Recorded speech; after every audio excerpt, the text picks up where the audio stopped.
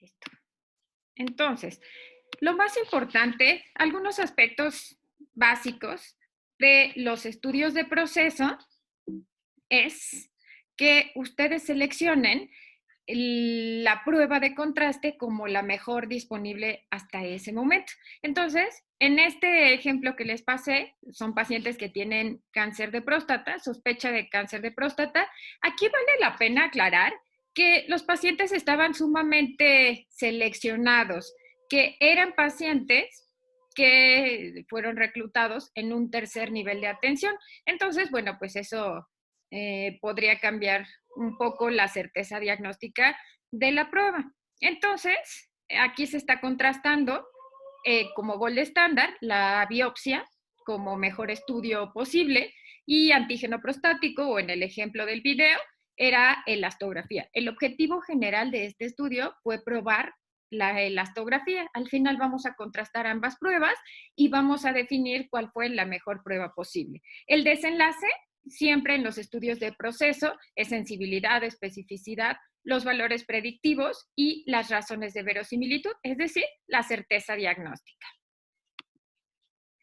Un pequeño recordatorio, al elaborar su tabla de 2x2, cuando están haciendo una prueba diagnóstica, en las columnas van a colocar el resultado de su estándar de oro, empezando por aquellos que tienen la patología y en segundo lugar por aquellos que no tienen la patología. En el lado de las filas va la nueva prueba diagnóstica que ustedes están proponiendo. En cuanto a la metodología, cuando ustedes se planteen un estudio de prueba diagnóstica, es importante que ustedes consideren y dentro de su justificación, ¿cuáles son los beneficios de la prueba diagnóstica? No esperamos que sea mejor que el gol estándar, no esperamos en este caso que el antígeno prostático sea mejor que la biopsia. Lo que esperamos es que a lo mejor sea más fácilmente accesible, que no tenga los eventos adversos tal vez de hacer una biopsia, como son el riesgo de infección o de hemorragia, por ejemplo. O bien es más barata, está fácilmente accesible. Entonces, para quienes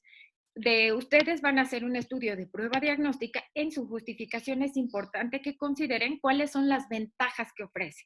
Si es más caro, si está, si no es accesible, entonces, bueno, pues aguas. Más vale entonces quedarse con el gol estándar.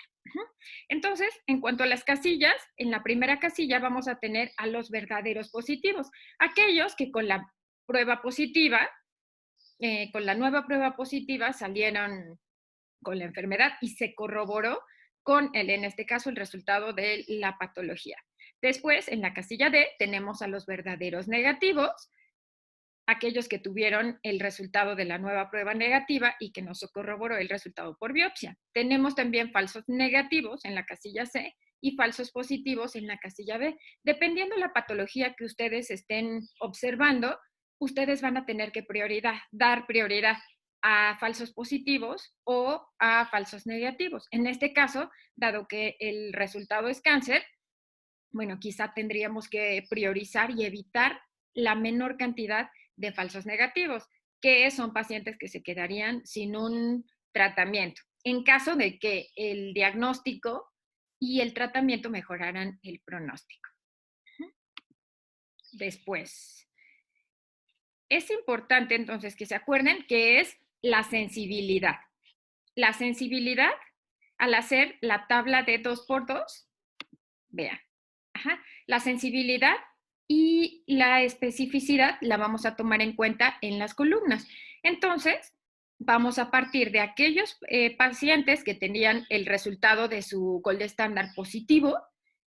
¿Cuántos de estos tuvieron la nueva prueba positiva? Esto es sensibilidad, especificidad. ¿Cuántos de los que tuvieron el resultado negativo en la biopsia tuvieron al final una prueba diagnóstica negativa?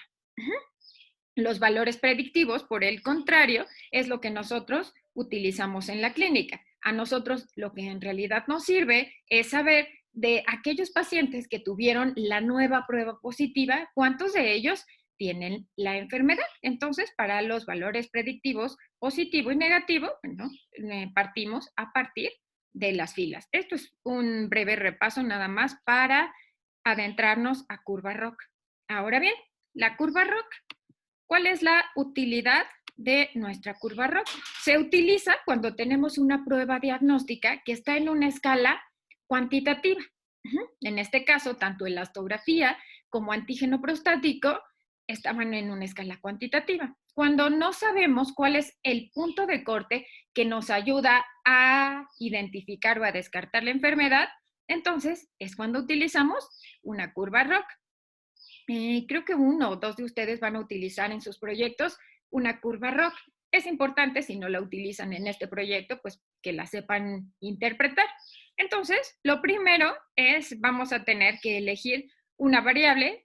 Nuestra prueba diagnóstica nueva tiene que estar en escala cuantitativa. Aquí puede ser o antígeno prostático o elastografía.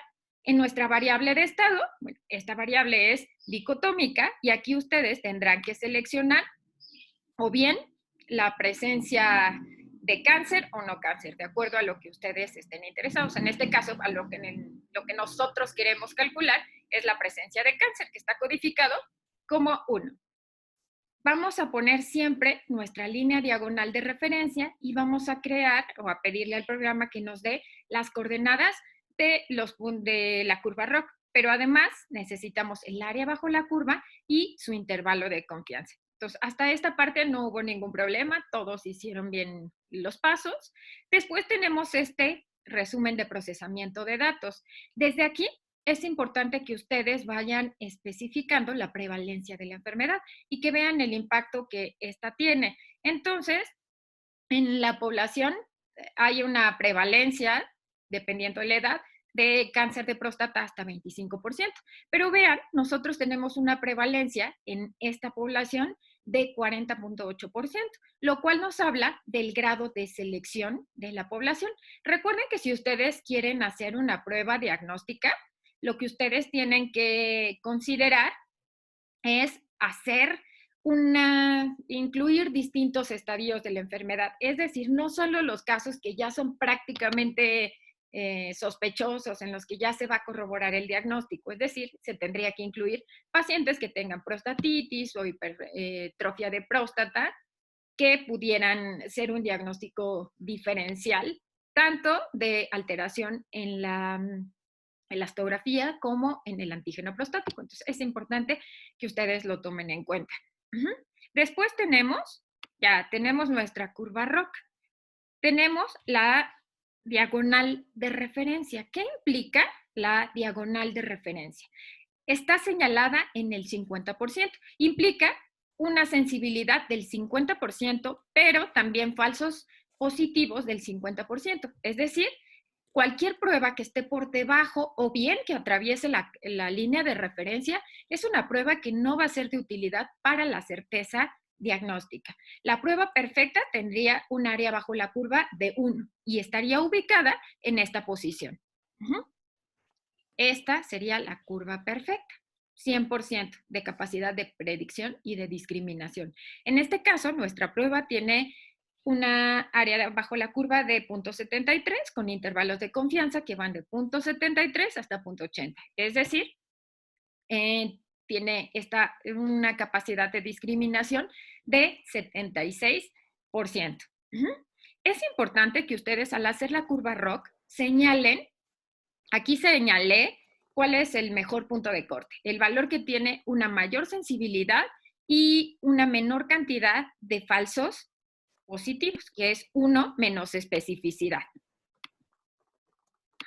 Entonces, este valor es el que está aquí. Pero si yo no se lo señalo a ustedes, ustedes no sabrían cuál es ese valor. Entonces, desde aquí, es importante que ustedes a los lectores les indiquen cuál es ese valor. ¿A cuánto correspondía? 18.9, 18.7, 21, 22. O si tienen ustedes 2 o 3 puntos que quieran utilizar para discriminar, pues es importante que ustedes lo vayan considerando. Entonces, después de esto, nos tendríamos que ir a localizar este valor. No sabemos cuál es, pero tiene una sensibilidad aproximada del 75% y una menos especificidad aproximadamente de 25%. Este es el punto que vamos a localizar en nuestras coordenadas. Aquí está. Ahora sí, me gustaría que alguno de ustedes me dijera cuál es el punto que seleccionó como punto de corte. ¿Qué tal, Jaime? ¿Cuál fue el punto de corte que tú seleccionaste para tu curva rock? El punto con mejor punto de corte. Jaime. Yo seleccioné el 18.95. 18.95. Ok. Sí. Paulina eligió por ahí un valor que es distinto. ¿Cuál fue el que elegiste, Paulina? Sí, no sé si 17.85 creo. Ok. Ajá. O 17.1. Ok. No es... Yo, Bien. ¿Quién me está hablando? yo, María. Ah, perfecto. ¿Tú cuál elegiste, María? Yo elegí también 18, o sea, 18.95, como pensando que fuera debajo de 19, o sea, de 19. Ok. Entonces elegí 18.95 igual que Jaime. Ok. Aquí había, como ustedes lo pueden observar, pues en realidad no tenemos, vean la especificidad, la sensibilidad, entre 17.85 y 18.95, tenemos la misma sensibilidad, que es lo que cambia uno menos especificidad, es decir, la cantidad de falsos positivos. Entonces, si tuviéramos que elegir entre estos tres valores, pues tendríamos que irnos al que tiene menor cantidad de falsos positivos. En este caso sería 18.95. Pero vean qué pasa. En el siguiente punto de corte, 19.3, 19.8 y 20.7, tiene una sensibilidad un poquito más baja, no es de 77, es de 70 y casi 74. Y vean lo que pasa aquí ahora con los falsos positivos. Disminuyen de 32.6 o 35 hasta 26%. Entonces, aquí el ejercicio está en dos valores, uno es 20.7 y el otro es 19. Vamos a ir viendo cómo se comporta. Hay algo que no les expliqué en el video y que ahorita les voy a explicar. Se me pasó explicarles, ¿ok? Hay algo que se llama índice de Jouden. Este índice de Jouden nos va a ayudar, los va a ayudar a que ustedes elijan cuál es ese mejor punto de corte. Entonces ya vimos que está entre 17 y quizá 20. Entonces, para que ustedes puedan elegir, cuando no es tan claro, existe algo que se llama el índice de Jouden. ¿Qué es el índice de Jouden? Es el punto de corte que tiene una máxima diferencia entre los verdaderos positivos y los falsos positivos. La fórmula está muy sencilla. Solo tienen que considerar la sensibilidad y restarle el valor de uno menos especificidad o los falsos positivos. Si ustedes lo meten en su fórmula, aquí yo lo metí en la fórmula, vean cuál es el que se toma en cuenta el mejor punto de corte de este índice de Jouden, aquel que tenga un valor más alto. Entonces vean aquí 20.7 y 22 tienen el índice de Jouden más alto, es 0.47, pero los que ustedes eligieron no están mal, es el siguiente punto de corte, que es 0.45 o 0.44. Entonces, aquí solo siendo muy meticuloso, bueno, pues diríamos que este es el mejor, 0.47, pero no hay tanta diferencia entre los que ustedes eligieron. Por eso es que los resultados en realidad nos van a salir muy parecidos. Entonces, esto se los recomiendo calcularlo cuando a simple vista no es tan claro cuál es el mejor punto de corte, es decir, aquel que está ubicado más superior y más a la izquierda. Por ahí no es, bueno, aquí no está Andrea, pero Andrea me consideró como punto de corte 10. No me quedó tan claro por qué eligió 10.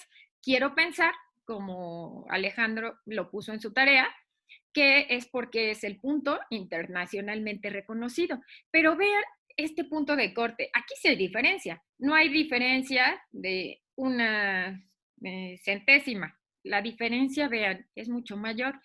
para 10, que es el punto internacionalmente establecido, vean, es punto 27 este índice de Youden, tiene una capacidad de predicción muy baja, aún con lo seleccionado de esta población. Entonces, aquí para Andrea, pues no nos podemos quedar con este valor, y con lo que comentaba Alex, pues no podríamos considerar este punto porque veamos la capacidad de discriminación que tiene, es muy pobre. Oye, Ivonne, pero yo creo que en ese aspecto tenemos que considerar qué es más importante, si dejar pacientes que tienen cáncer sin diagnosticar o diagnosticar falsos positivos. Claro, por supuesto. Ustedes, por eso es que no había una respuesta positiva. Aquí, si ustedes tal vez hubieran conocido el índice de Youden, me hubieran dicho, bueno, por el índice de Youden me quedo con 20.7. Pero esto que comentas es muy importante. ¿Por qué, Paulina? Porque depende de la enfermedad. Si ustedes van a priorizar sensibilidad, especificidad o de acuerdo al pronóstico de la enfermedad. Si van a dejar pacientes sin tratamiento y dejarlos sin tratamiento implica una mayor mortalidad, entonces lo que tendrían que hacer es evitar una menor cantidad de falsos negativos. Si bien el gol estándar, en este caso biopsia, tuviera un gran impacto, no sé, tuviera muchas complicaciones, sangrados, infecciones, bueno, ahí ustedes tendrían que ponderar, tendrían que evitar tener falsos positivos, porque los falsos positivos pues van a tener que ser sometidos a biopsia. Entonces es importante que lo consideren y que esto siempre se individualiza a la prueba diagnóstica y a la consecuencia que tenga un falso positivo o un falso negativo. Ajá. Aquí lo más importante era que ustedes sustentaran por qué habían elegido ese valor. Por el índice de Youden, vean, casi no hay diferencia, así que hubiera sido correcto, solo que ustedes me dijeran por qué estaban priorizando uno o el otro valor. Doctora. Oye, y otra preguntita, ay, perdón. No, adelante, adelante.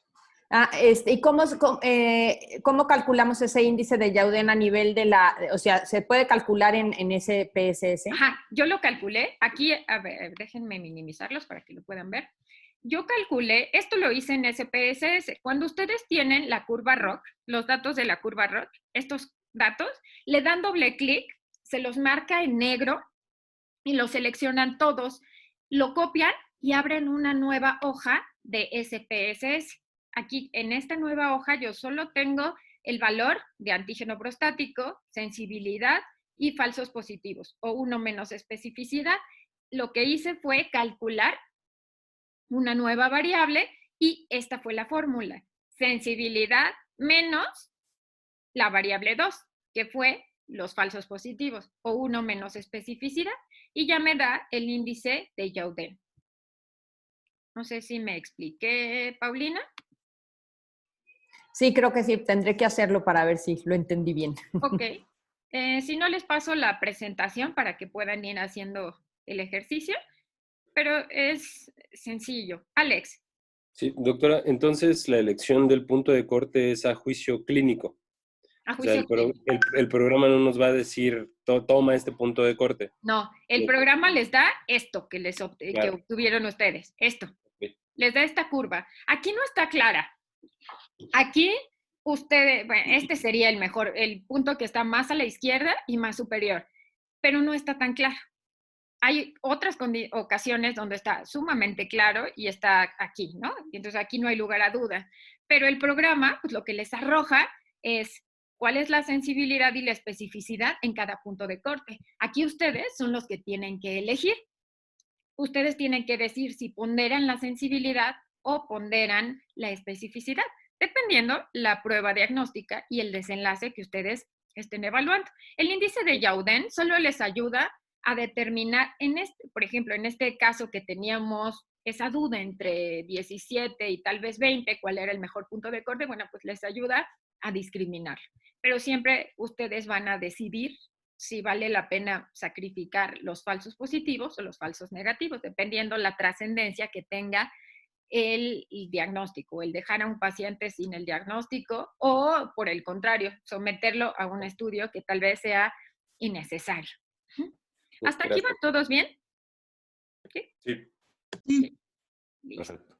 Después, pues ya a partir de aquí no tuvieron problema, hicieron su variable dicotómica. Aquí yo les hice 2 ejercicios, uno con 19.8 y otro con 20.7. En realidad vamos a ver que no cambian mucho. Ajá, entonces aquí era el crear una nueva variable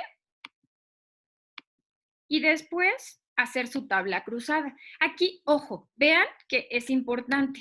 Ajá. Si ustedes quisieran hacer los cálculos a mano o meter las fórmulas en el programa, en la calculadora para hacerlo, aquí en formato de las celdas, le ponen ordenar descendente. Acuérdense cómo se construye la tabla. Entonces, en la primera tabla va la columna de pacientes con cáncer. En la segunda, los que no tienen cáncer. En la fila 1 va aquellos que salieron positivos al APEP, que en este caso mayor a 19.8, y abajo los que tienen un valor menor. Esto es importante porque si lo hicieran a mano y tuvieran las casillas desordenadas, pues bueno, van a tener resultados erróneos. Entonces, recuérdenlo siempre. Aquí, y solo para esta tabla, si ustedes tuvieran o quisieran hacerla para que cáncer quede acá, cáncer en este caso y solo por este caso tendría que estar codificado con 1 y sin cáncer como 2 o 0 y 1. La variable que aparece primero es aquella que está codificada con el menor valor. Entonces, están codificados 0 sin cáncer y 1 con cáncer. Entonces, bueno, podrían hacer solo para su tabla cruzada este cambio, 1 y 2 o 0 y 1, ajá, para que les queden ordenadas cáncer sin cáncer. Y lo puedan ustedes hacer sin mayor problema. Ajá. Después, pues esta calculadora está muy sencilla, nos dio absolutamente todo. Si ustedes tuvieran un estudio de prueba diagnóstica, bueno, pues aquí podrían calcular sin problema las razones de verosimilitud, el nomograma de Fagan o el siguiente flujograma. Entonces, la prevalencia, pues ya la habíamos calculado, es 40%, la sensibilidad para este punto de corte es 73.9, la especificidad es 70%. Después, déjenme minimizarlo. Listo. ¿Qué significa? ¿Quién me quiere explicar? Creo que aquí donde hubo más duda en la tarea, ya no me lo agregaron, fue en las razones de verosimilitud. ¿Quién me quiere explicar este resultado de esta razón de verosimilitud? Espérenme. Aquí, con el nomograma de Fagan, es más sencillo. ¿Algún voluntario que me quiera explicar? Yo. Pues bueno, no sé. Alex. Ganó Alex. Bueno, aquí en el nomograma de Fagan que dice del 99.1, el que empieza en 40 quiere decir que es la prevalencia. Ajá, ok, sí. La línea que está en medio es el riesgo que tiene al tener la prueba positiva. Entonces, exacto. Aquí, por ejemplo, donde dice positivo, razón de momios, 2.5, y por eso aquí atraviesa en 2.5, y siguiendo la prevalencia se eleva hasta 60. Bueno, un poquito más de como 65, ¿no? Ok, entonces. Y según yo, eso sí me queda un poquito de duda, el riesgo negativo quiere decir qué pasaría si la prueba es negativa, ¿no? Ajá. Si tu paciente, en este caso la prueba fue 19.8, fue el valor que yo utilicé de corte. Entonces, la prevalencia de esta enfermedad en esta población fue 40%. Si un paciente tuviera un valor de antígeno prostático menor a 19.8, su probabilidad de 40% bajaría a 20%. Así es como se interpreta la razón de verosimilitud negativa. No sé si esto quedó claro para todos. ¿Alguna duda? Si tienen dudas, me levantan la mano, por favor. Listo. Bueno, vean en esta parte. Esto es lo que nos decía Paulina al inicio de la clase. Bueno, tenemos que ponderar cuál es la cantidad de falsos positivos o falsos negativos que tenemos. En este caso, para este valor, tenemos 29% de falsos negativos y falsos positivos 26%. ¿Qué opinas de este valor, Paulina? Pues a mí me gustaría tener menos falsos negativos. Ajá, por supuesto. De hecho, eso es lo que yo concluí cuando terminé mi estudio, que a lo mejor yo bajaría un poquito el nivel del antígeno prostático. Ajá. Para tratar de disminuir estos falsos negativos y que de esa forma no se nos fueran pacientes positivos sin tratar. Ok, entonces aquí tenemos con este valor 29% de falsos negativos. Falsos positivos 26%. Estos pacientes pues van a ser sometidos a biopsia.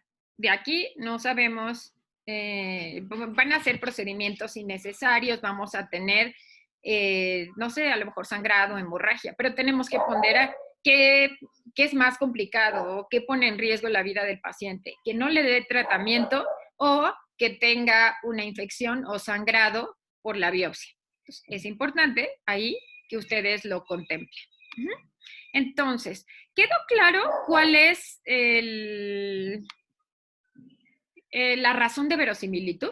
Creo que esto fue lo que en su mayoría en la tarea no me explicaron y creo que faltaba ser un poco más claros. Si alguien tiene duda, me dicen y me detengo a explicarlo de nuevo. Parece que no. Listo. Entonces, ahora, vamos a ver qué es... César levantó la mano. ¿Dónde está César? Yo no entendí el concepto de razón de verosimilitud. Ok. La razón de verosimilitud se expresa en probabilidades, en odds, así como el OR, como el riesgo relativo. Se expresa en probabilidades. Nosotros tuvimos una probabilidad de 2.52. Esa fue la probabilidad positiva. Entonces, nos vamos al nomograma de Fagan y hay una probabilidad preprueba de esta población para tener cáncer. Corresponde a la prevalencia de la enfermedad en esta población. Salió tan alto porque es una población que está sumamente seleccionada. Tenemos después una razón de verosimilitud positiva. Ajá. Entonces, esto quiere decir que un paciente que tiene un antígeno prostático mayor a 19.8, su probabilidad, este 2.5, hace que su probabilidad de tener la enfermedad se eleve de 40.8% a 64%. Aquí, ¿cuál sería nuestro punto de nulidad? ¿Qué haría que el paciente conservara la misma probabilidad post-prueba? 1. 1. Ajá. Entonces, si la razón de verosimilitud fuera 1, pues va a quedar exactamente igual la prevalencia. Es una prueba que probablemente que no me está ayudando a discriminar. Entonces, entre mayor sea el valor, entre más se aleje de 1, esta prueba va a incrementar más la prevalencia de la enfermedad. Este paciente, si tuviera la prueba positiva, bueno, pues incrementa la cantidad de posterior a tener la enfermedad. No sé si esto quedó claro, César. Sí, gracias. ¿Sí? Sí, todo bien, gracias. Ok, perfecto. Ahora, vamos a ver qué pasa con un antígeno prostático ahora de 20.7. Vamos a ver en realidad qué tanto se modifica. Entonces, bueno, la prevalencia no se va a modificar, es la misma. La sensibilidad, 73%. La especificidad aumentó aquí a 73%.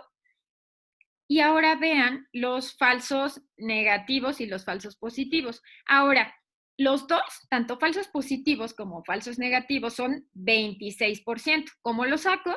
El total de estos 79 entre el total de los enfermos. Esto me da 26%. Igual para los falsos positivos. Entonces, aquí yo mejoré la cantidad de falsos negativos de 29%, lo bajé a 26%. pero con el valor que utilizó Paulina, bueno, logró una proporción de falsos negativos de 22%. Entonces, esto sería lo que ustedes tendrían que ponderar y discriminar.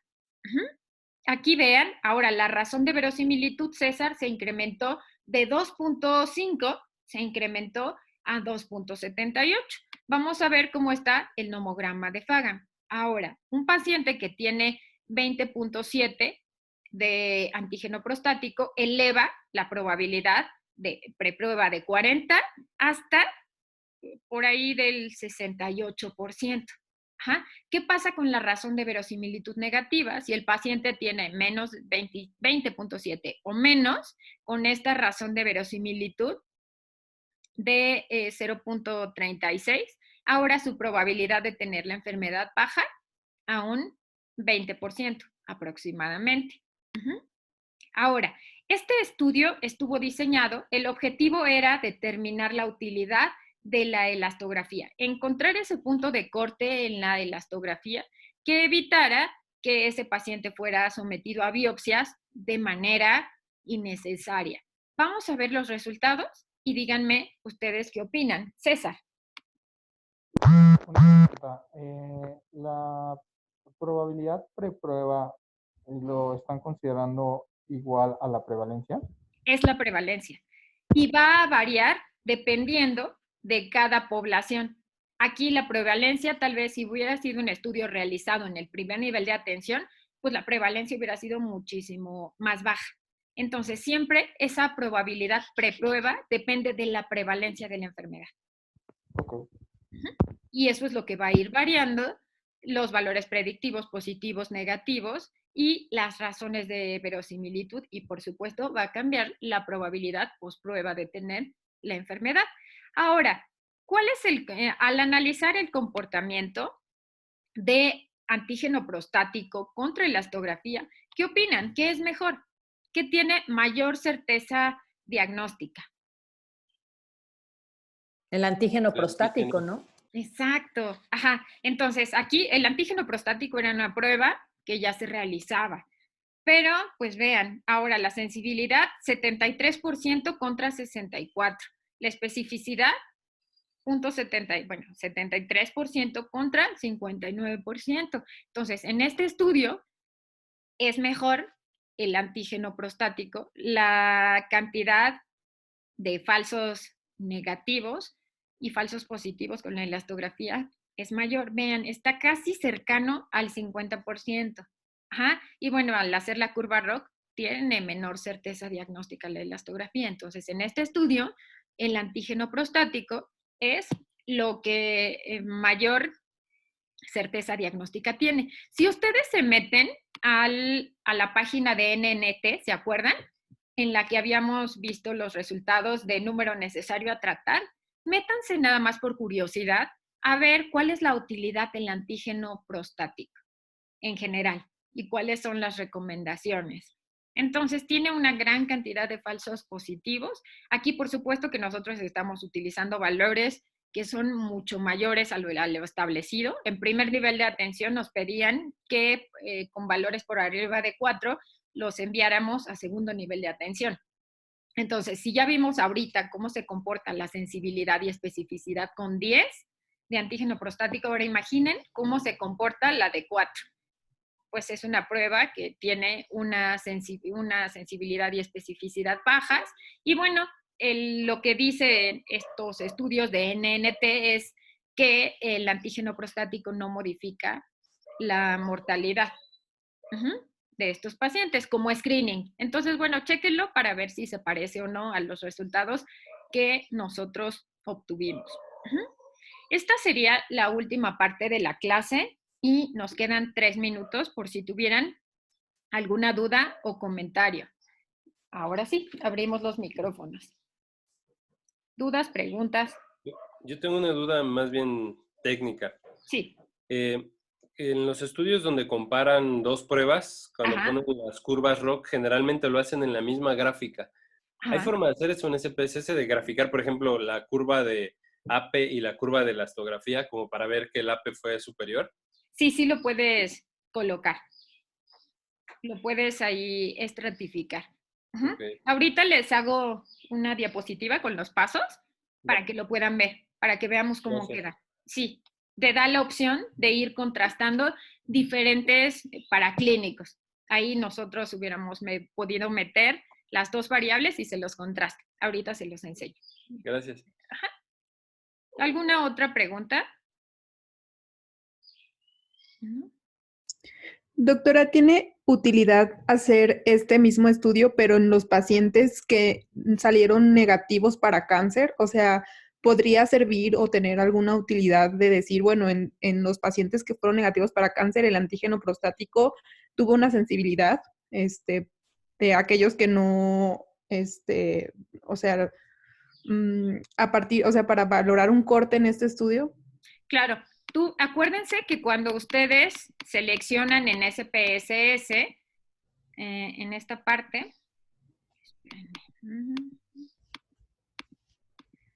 al hacer, aquí, en esta parte, Nancy, tú seleccionas tu variable cuantitativa. Aquí, Alex, es donde tú podrías meter otras variables cuantitativas. Okay. Y te da las curvas ROC para todas en la misma gráfica. El mismo. Ok, gracias. ¿Y sirve de algo hacer los dos? O sea, valorar a los dos grupos, el que no tiene cáncer y el que sí. Habitualmente lo que se muestra es uno de los dos. ¿Qué es lo que te interesa? Pero aquí, por supuesto, tú podrías cambiar, en lugar de la categoría 1, poner la categoría 0. Entonces, bueno, dependiendo qué es lo que tú estás buscando, para qué quieres la prueba. Hay pruebas donde se utiliza para descartar el diagnóstico y otras donde se utiliza para confirmar el diagnóstico. Entonces, aquí depende para qué quieras tu prueba. Pero aquí tú tendrías la opción, Nancy, de poder elegirlo. Ok. ¿Alguna otra pregunta? Espérenme. Listo.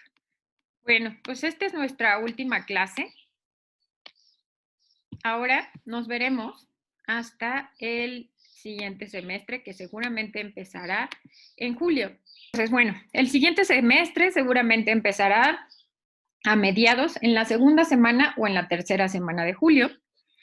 Para estadística, pues toda la parte que sigue es práctica basada en sus resultados. Si, por ejemplo, faltara alguna base, a veces donde es más complicado, por ejemplo, es en curvas de sobrevida, bueno, pues yo les doy las bases, pero el objetivo principal es que vayamos trabajando y avanzando en sus propios proyectos. Entonces yo espero que en este tiempo ustedes puedan avanzar, logren obtener su número de registro y puedan ir captando información de sus expedientes. Nos tocará ver curvas de sobrevida, limpieza de base de datos y en especial pues trabajar sobre las tablas de resultados. Ahora vamos a la parte interesante. ¿Cuál va a ser su examen? Su actividad final. Va a ser una actividad muy sencilla que les va a llevar, espero, no mucho tiempo. Va a ser una parte, ustedes ya me la entregaron de su proyecto final, que fue cuando les dejé el plan de análisis estadístico y las tablas de resultados. Entonces ya casi todos me subieron esa tarea, entonces ya se las califiqué. Nada más, lo único que les voy a pedir es que me envíen o me suban al Classroom su carátula firmada, porque me la están pidiendo, de esa tarea de plan de análisis estadístico, que ya subieron, entonces nada más firmada. Y de esta última tarea, igual requiero su firma con el trabajo final que me van a enviar por Classroom. ¿En qué consiste? Igual como lo hicimos en las últimas clases, como en el ejercicio de desnutrición, lo que ustedes van a hacer es una base donde la maniobra principal es la saturación de oxígeno en pies y determinar si eso me ayuda a predecir pie diabético. ¿Cómo lo van a hacer? Quiero que echen a andar su imaginación y su creatividad. Ustedes deciden cuál es el diseño, entonces van a hacer su diseño arquitectónico a partir de las variables que están incluidas en la base, van a hacer su plan de análisis estadístico, me van a poner cómo calcularían el tamaño de muestra y me van a hacer, de acuerdo al plan de análisis que ustedes plantearon, la presentación de los resultados. Es una base que está chiquita, son muy poquitas variables, Y bueno, lo que quiero es que ustedes vayan integrando los conocimientos. Ustedes van a poder elegir cuál va a ser el plan de análisis estadístico y con eso vamos a terminar. Yo tengo que subir las calificaciones a más tardar el viernes. Entonces, ¿les parece si dejamos como fecha límite el miércoles? No sé cómo anden con sus otras tareas. ¿Les parece? Ya sea para el miércoles, la fecha límite. Pues yo creo que está bien. Sí, ok. Cualquier duda. ¿Perdón? Ay, perdón, Doc, solamente no entendí lo de la Ajá. carátula firmada del plan de análisis estadístico. O sea, Me lo pueden enviar, me lo adjuntan a esta nueva tarea. Irían 2 carátulas firmadas. La otra es la actividad previa, con la otra parte con la que les tenía que calificar. Nada más me ponen su firma que corresponde a la tarea previa. Entonces, para que ya ni siquiera lo tengan que volver a subir, me lo suben en esta nueva tarea. Entonces, irían 2 carátulas, una que corresponde a este ejercicio de la saturación de oxígeno y otra carátula que corresponde a la tarea que ya me habían subido, que es el plan de análisis estadístico. Ya. Ajá. Sí. Que Vale, no vale. sé para cuándo, no sé si me lo van a pedir por correo o no, pero bueno, creo que es mejor tenerlo preparado. O sea, firmada por nosotros, la carátula. Sí, su firma. Ok. Y ustedes en cuanto me lo suban, a más tardar yo el jueves por la tarde les estaría enviando sus calificaciones. La calificación final ya para todos. Para que estén enterados. Pero ni se preocupen que les va a ir muy bien. No Gracias, sé si doctora. tengan alguna Muchas otra gracias. pregunta, queja, sugerencia, recomendación. Esto que vamos a hacer, ¿nos los vas a mandar por escrito en Classroom para que nos quede bien clarito? Sí, Ok, perfecto. claro. Y de todas maneras, para que se lo compartamos a sus compañeros que no estaban presentes. Ahorita les subo la base y las instrucciones. Ya saben que si tienen cualquier duda, me pueden escribir sin problema, ya sea sobre la base o sobre alguna parte del ejercicio. ¿Y la carátula tiene que llevar un título en especial o algo así? Nada más proyecto final, actividad final, caso clínico. Ok. Nada más. Y en el otro es plan de análisis estadístico, análisis final. Nada más que indique que son las actividades finales. Iba a ser examen escrito, pero bueno, dado que la contingencia no lo permite, pues yo creo que es mucho mejor, más que evaluarles memoria, evaluarles esta capacidad que tienen para integrar las diferentes pruebas que hemos visto. ¿Vale? Perfecto, gracias. Cuídense mucho. Cualquier duda me escriben y nos vemos el siguiente semestre. Cuídense. Gracias, doctora. Bye. Bye. Gracias.